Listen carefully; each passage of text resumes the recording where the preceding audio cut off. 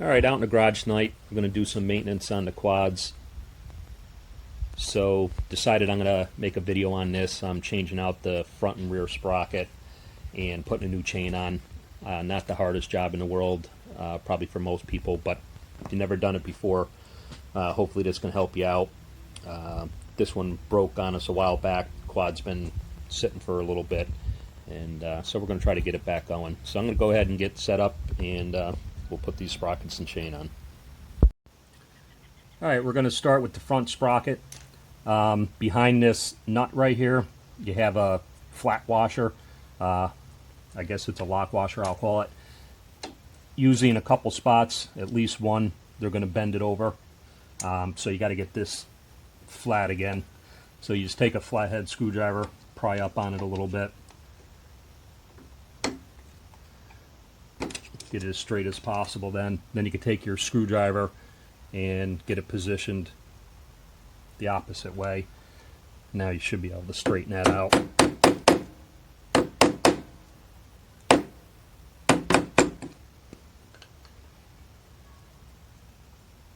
Yeah, it looks like that's the only place they bent it over on this one, so we should be good to go there.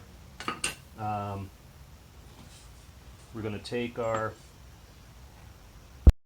30 millimeter. I got it on my impact gun.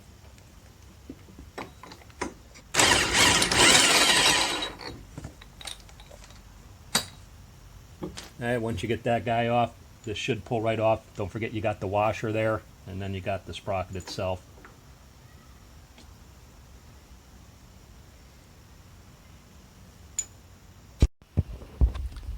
Alright, so that's what it looks like with the sprocket and the washer off. You'll notice that this retainer right here is obviously broke in a couple spots. I'm not going to replace that right now. I have to locate one. I have one for another project that I'm working on, but I don't want to take it from that project. So right now we're just trying to get this up and running, so I'm going to leave that be for now. But that should be replaced, and then there's actually a sprocket cover that'll go over to cover the sprocket and the chain in that area. Just wanted you to be aware of that in case you pick one of these up. You'll see this a lot because the chain pops and it smashes it, breaks the outer cover is this plastic. It'll usually mess them up pretty good, and then it'll break them as well. So hopefully yours is fine, but just want to mention that. Alright, so here's the parts that we're going to be using. This is a new chain. I got this off of eBay. I don't have the box. I probably threw it out, but I believe it was called Volar, V-O-L-A-R, I believe, and you know, it's like $29-30 or something like that for the chain. I used one on my 230S, an orange one. They have yellow, they had red, they got a few different colors. It's been on my quad sport for a while, so far it's held up. You know, I can't say anything bad about it. I can't really say too much good about it, except it hasn't broke yet. So for $30, I guess that's not bad. I usually like to use OEM if I can find it. You know, that kind of stuff's getting harder and harder to find. So I used these Sunstar parts. This was on eBay. There's only a couple of them on there, and I wanted to match the Sunstar to the Sunstar. Not that it really matters, but I couldn't find that on the front one on eBay. So I found this online. I forget where I got it, but let's see if I can get a good shot at the part number.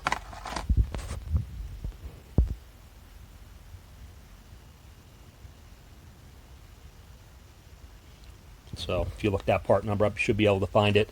Again, if you just put in Suzuki 230E on eBay, Sprocket, you should be able to find this. There's a few other brands out there. There's some of these you can get that'll fit the 230E, but they're universal. They got different hole setups. You know, I try to use something that's more of a direct fit if I can. So anyhow, those are the parts. I'm going to get them over there and we'll start installing. Alright, just a quick note on the front sprocket. The one that I'm putting on, the new one that I purchased, is a 11-tooth sprocket, and that's what should originally have come on that quad. The people that had it before me, I don't know if you can see that, they had a 12-tooth on there, so I'm definitely assuming that's not the original. It's kind of dirty, so I can't see the name of it. But anyhow, I'm going to go back to the 11-tooth anyway.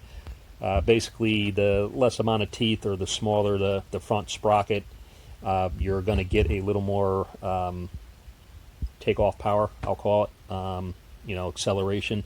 And the more teeth you have, like this is a 12 tooth, you'll get a little bit more top speed, but it's minimal. You're not going to notice a huge difference on this type of quad. So I'm going to go back to the original 11 tooth. Alright, so go ahead and just take your sprocket. I have my lettering facing out. Let's get it lined up with the gears.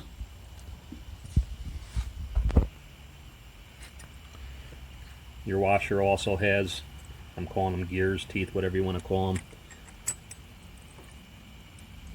Get that lined up.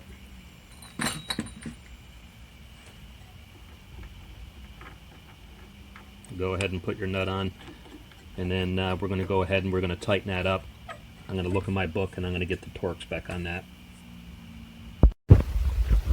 Alright, so I'm in my service manual here looking for the torque spec on that front sprocket, but I'm not seeing anything. This is all the engine torque stuff, and then here's our chassis. I mean, it's got pretty much everything, but somewhere it's got the rear sprocket nut, but if you go through this, for whatever reason, I don't see it. So quite honest with you, a lot of times I just tighten it up with my ratchet and make sure it's tight and give it a little bit extra, but make sure it's tight but not ridiculously tight so you're going to do any damage, but definitely make sure that's tight. Unfortunately, I don't have a torque spec for you. Alright, so we're going on to the rear sprocket now. First things first, get your tire off. You could undo the nuts here and do it that way, and then take your hub off, but either way your hub's got to come off. So I just like to take the cotter key out.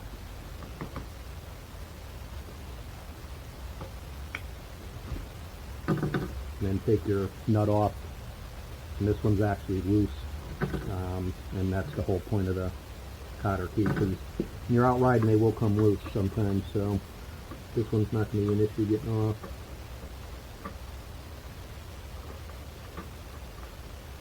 You got your nut, washer, and then this guy should pull right off. So basically your hub stayed with the wheel. There's our sprocket.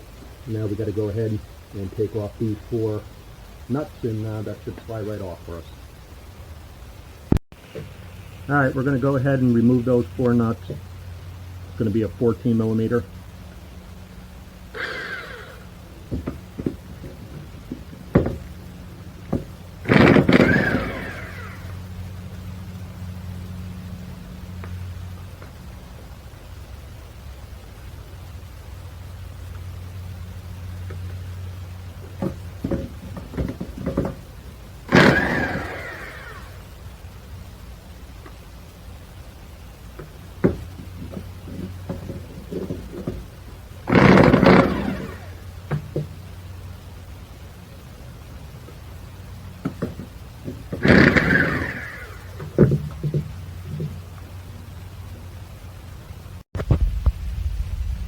The nuts on the back sprocket are 14 millimeter, and there's a bolt that passes through. That bolt head on the back is also 14 millimeter. Once all the nuts are off, this sprocket will slide right out towards you. I'm just going to go ahead and count the teeth and make sure my new sprocket is the same amount.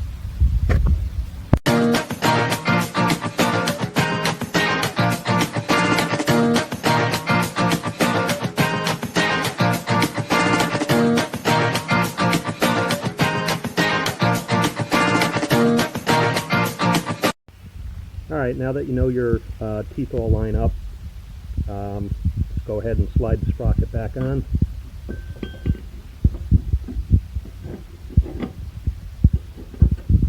Go ahead and put your nuts on. This does have a torque spec, so I'm going to go grab that and get the torque wrench.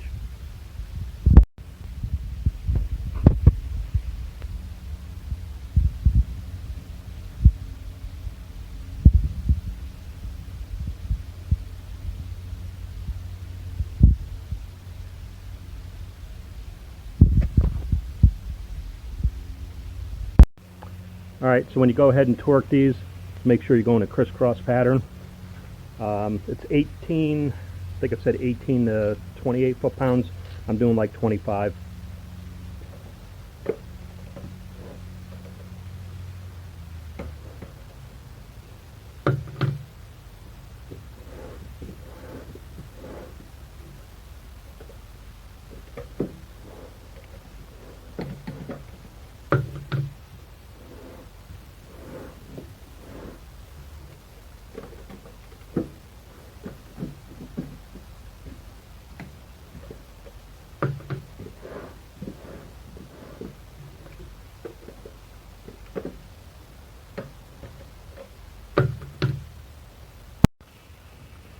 Alright, we're going to go ahead and lace our new chain through.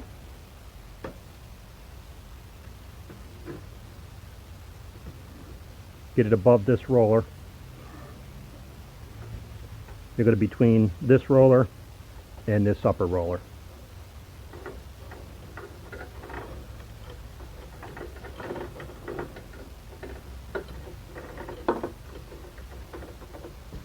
Drop it down through here. Get yourself enough to work with.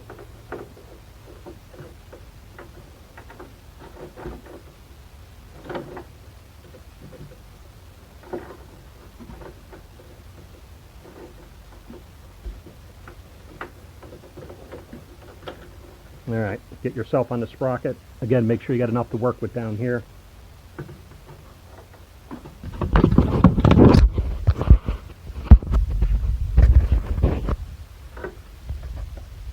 Set your chain on the back sprocket.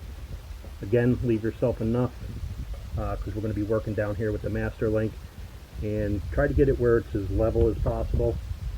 I know it's kind of hard. I'm holding the camera as I'm trying to do this. Then just let that set on top of the back sprocket. See how when I pull on that, it gets nice and tight. So take the bottom of your chain. I'm probably going to do this off camera, just lace it underneath your tray. You should be able to do that with the tray on. Mine's a little bent, so I'll see what happens here. And then we're going to join the two pieces over here. Alright, so once you get your chain in this position, we're going to try to pull these two together. We're going to have to loosen up our carrier a little bit in order to get that close enough. They actually do make a tool that goes in between like this and kind of squeezes the chain in. Fortunately, I don't have one of those, but if you get the chain loosened up, that's not an issue. And you're going to want to adjust this chain once you got everything together anyway, so not an issue. Basically, you have to loosen up this nut here, and there's another one right there. There's 17 millimeter. You can see mine got kind of botched up from when the chain popped. So anyway, 17 millimeter. Get yourself a 17 millimeter on the other side. Loosen this guy up, and then same thing with the bottom one here. You don't have to undo it.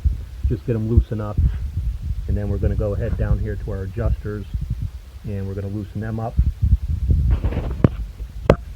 These are 12 millimeter.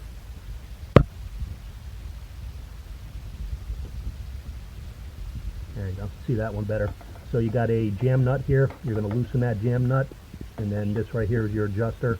We're going to drive this adjuster in to get the chain looser for now, and then that's what we're going to use to adjust it later. You're going to keep this jam nut loose, and you're going to take this guy right here. You're going to drive it in or drive it out, depending on if your chain's too tight or too loose. So I'm going to go ahead and get them set up off camera. Alright, so once you got these guys loose, they'll kind of flop there like that. When you tighten these back up, make sure you got them up level. There's a flat spot in there, and it's got to, that bolt's got to hit that flat spot. Alright, so now this carrier should push forward like that. It's not going to go much, but it should be enough to get us closer down here.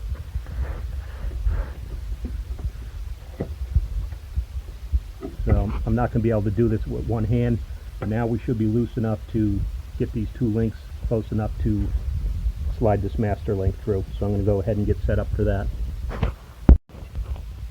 You might have to back these out quite a bit to get enough play to push this carrier far enough to get your chain together. I just tried and I was still short a little bit, So again, all I did was back these out a little bit more, and then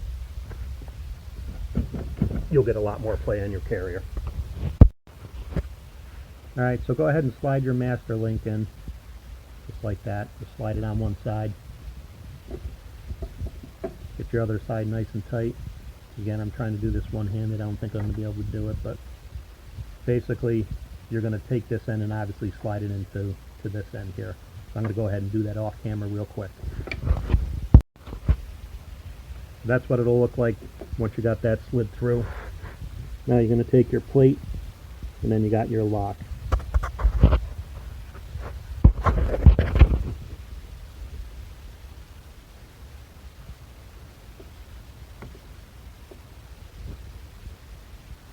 Now the key to this is to make sure, you might want to take a pair of needle nose pliers and pull that in nice and tight, because in the front of these, I don't know how else to explain it except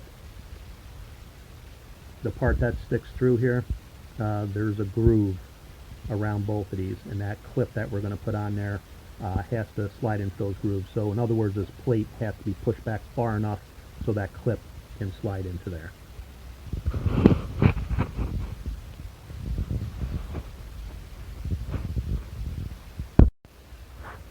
Alright, so now you go ahead and you set your clip as far in as you can like that. Be prepared because these things like to go flying. I use a pair of needle nose vice grips, and the idea is you got to get one end of the vice grip on the back of that clip, and then the front piece in front of this guy right here.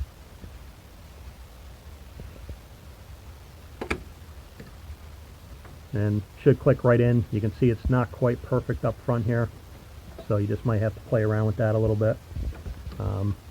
Whack it with something, get a screwdriver, but that's clicked in there pretty good, but I can see that that didn't set perfectly.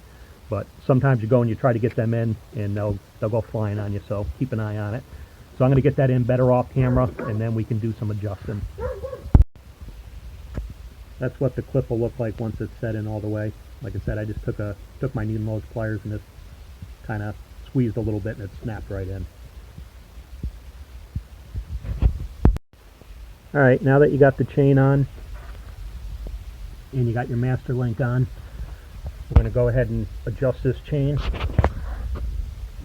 Want to get the right amount of slack. We're going to do that with these adjusters we loosened up earlier. Right now, get these up level, pretty close to level. There's a flat spot up there you'll see, and just get those finger tight for now.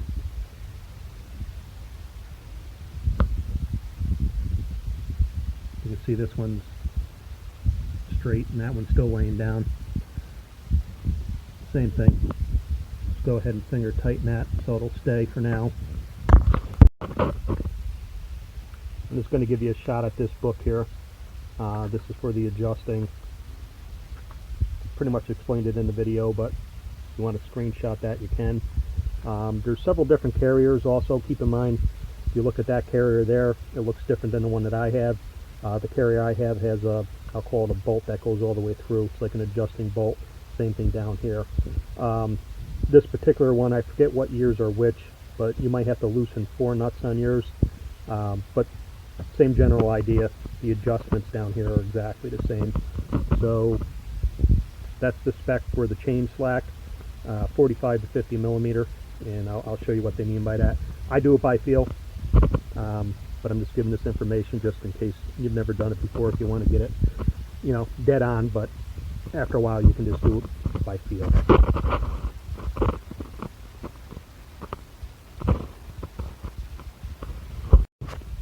Alright, so basically what they're showing you in the book is you get in the middle here somewhere the best you can, and you push down on that. This is actually too tight. All I did was finger tighten those a little bit. But down at the bottom here, that's probably about right. A little bit tight on top. That's not horrible there. Sometimes you can push down on that and the adjusters will move around by themselves, but that's probably not too bad. Actually, it moved quite a bit, so I'm probably going to have to take a little slack up. So I'm not going to need a lot. So basically, you're going to turn these in clockwise, get them to the point where they're hand tight.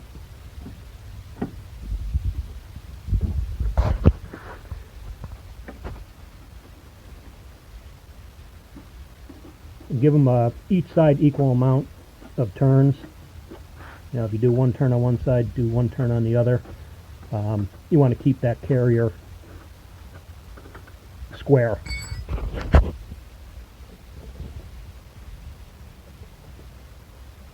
Probably a smidge tight, but this is a new chain.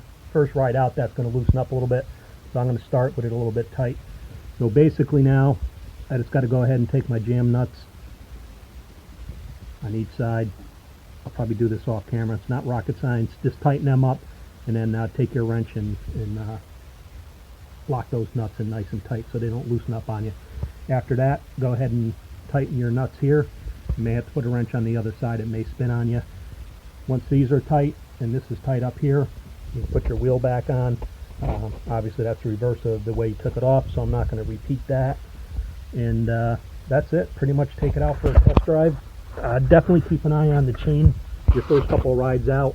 And you know, because you're going to have to adjust it. These new chains, they do stretch. You know, you'll get people say, oh, chains don't stretch. They stretch a little bit. The adjustments move around on you a little bit. When you're out riding the trails hard and stuff, things move around.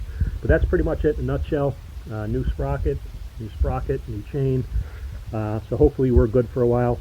And definitely check your chain on these LT 230s after every ride, because they're just known for popping. The 230E and the 230S, they do the same thing. The 230S, you crack a case on that, an aftermarket one's $150. So usually you only do that once. But anyhow, that's it in a nutshell. Hope it helps somebody. Look out for some new videos.